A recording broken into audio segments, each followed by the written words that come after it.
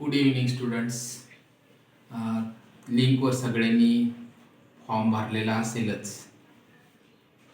जर ज्या मुलींनी फॉर्म भरला नसेल तर त्यांना तसे सांगा तुम्ही, ज्यांनी भरलाय त्यांनी.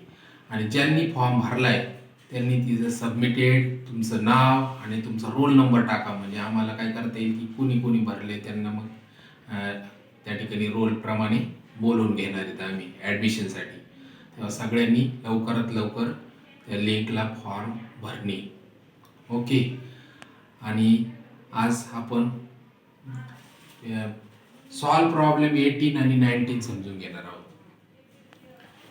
याच्यानंतर तुमच्याकडं हा टॉपिक आपला संपलेला असेल. पहा, आपण page number 108 solve problem number 18 108 पानावर आहे. पहा, from the following receipt and payment account of Bhaurav Patil Polytechnic College Nagpur for the year ending 31st March 19 and additional information prepare income and expenditure account for the year ended 31st March 19 and a balance sheet as on that date. आपण payment बाजू मांडायला सुरुवात करू. पहा, by salaries to teaching staff. Expenditure बाजूला लिहायचं, to salaries to teaching staff 15 lakh. By printing and stationery, इथं office स्टाफचं सेपरेट दिलं आहे. पहा, salaries to office staff 8,55,000. By printing and stationery 27,000. Expenditure बाजूला घ्यायचं आहे, टू प्रिंटिंग अँड स्टेशनरी 27,000. त्यानंतर बाय बुक्स 88,000. ॲसेट आहे, पेमेंट बाजूला परचेस असतं, मग ॲड परचेस म्हणायचं 88,000. फर्निचर 78,000. ॲसेट बाजूला फर्निचर खाल्ल्याचं ॲड परचेस 78,000. त्यानंतर बाय ड्रामा एक्सपेन्सेस एक्सपेंडिचर बाजूला लिहायचं आहे. तुम्ही या गणितात त्यांनी काय केलेलं आहे, या ठिकाणी ड्रामा रिसिप्टमधून एक्सपेन्सेस वजा केलेले आहे असं लिहिलं तरी चालेल. तुम्ही सेपरेट या बाजूला एक्सपेंडिचर बाजूला घेतलं तरी पण चालेल. टू ड्रामा एक्सपेन्सेस 90,000 सेपरेट लिहिलं तरी चालेल. By postage 7,000. एक्सपेंडिचर बाजूला to postage 7,000. To telephone charges 6,000. Expenditure बाजूला to telephone charges 6,000. By electricity 61,000. Expenditure बाजूला to electricity 61,000. By magazines and newspaper 6,500. Expenditure बाजूला to magazines and newspaper 6,000. By balance carried down cash bank asset साईडला घ्यायचं आहे 62,000. 3,23,000. Asset साईडला cash in hand 62,000. Cash at bank 3,23,000. Payment बाजू झाली. आता receipt बाजू. रिसिप्ट बाजूचं to balance brought down cash आणि बँक घ्यायचं नाही. त्यानंतर टू इंटरेस्ट 60,000. इन्कम बाजूला लिहायचं, by interest 60,000. To donation 7 lakh. Income बाजूला लिहायचं, by donation 7 lakh. To tuition fees 15 lakh. Income बाजूला लिहायचं, by tuition fees 15 lakh. To admission fees 65,000.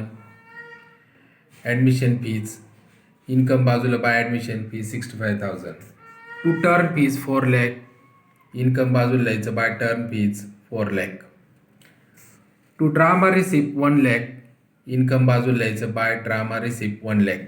हे 90,000 तुम्ही एक्सपेंडिचर बाजूला लिहिले तरी चालेल, पुस्तकातल्या पद्धतीने लिहिलं असेल तरी चालेल.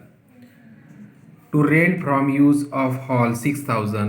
इन्कम बाजूला, बाय रेंट फ्रॉम हॉल 6,000. त्यानंतर टू लिगशियस मृत्यूपत्रान्वये दान कॅपिटल रिसिप्ट आहे म्हणून लायबिलिटी बाजूला लिहायचं आहे, ते कॅपिटल फंडमध्ये 60,000. पहा, लायबिलिटी बाजूला कॅपिटल फंडमध्ये ॲड केलं, ॲड लिगशियस 60,000. आता ॲडजस्टमेंट पहा. बुक्स ओपनिंगची 1 एप्रिल 18ची किंमत दिली पहा आपल्याला 9 lakh आणि क्लोजिंगची दिली 31st मार्च 19ची 8,88,000. ओपनिंग आहे 9 lakh. ॲसेट बाजूला लिहायचं, पहा बुक्समध्ये ॲसेट बाजूला 9 lakh. त्यानंतर क्लोजिंगची किंमत त्या ठिकाणी आपल्याला 8,88,000 दिलेली. पहा, याची टोटल केली, पेमेंट बाजूचे याच्यात ॲड केले तर 9,88,000 येईल आणि क्लोजिंगची किंमत आपल्याला 8,88,000 दिलेली आहे.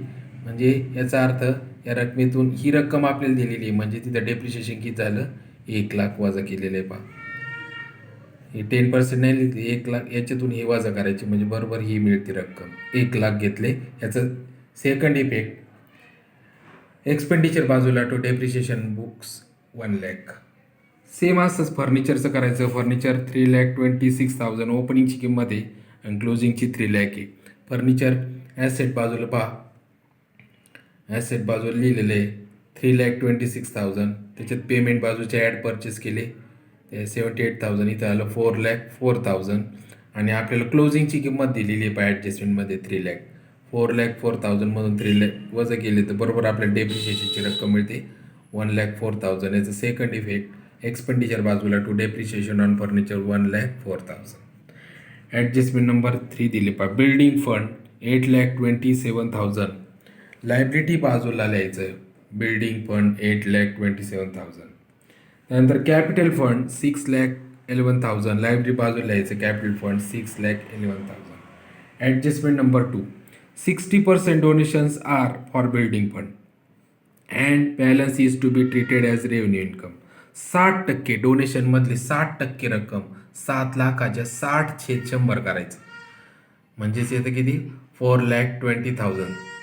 हे लेस करायचं आणि लायबिलिटी बाजूला बिल्डिंग फंडमध्ये ॲड करायचं, ॲड डोनेशन 4,20,000. ही 60%ची रक्कम ॲड करायची.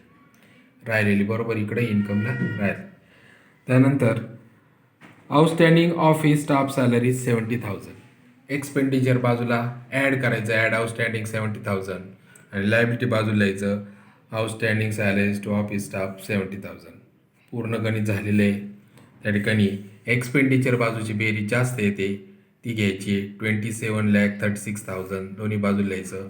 एक्सपेंडिचर त्याच्यातून वजा करायचे, जो डिफरन्स येईल, फरक येईल, तो येईल 4,15,000. त्याला नाव द्यायचं by depreciate, excess of expenditure over income. Depreciate म्हणजे तूट.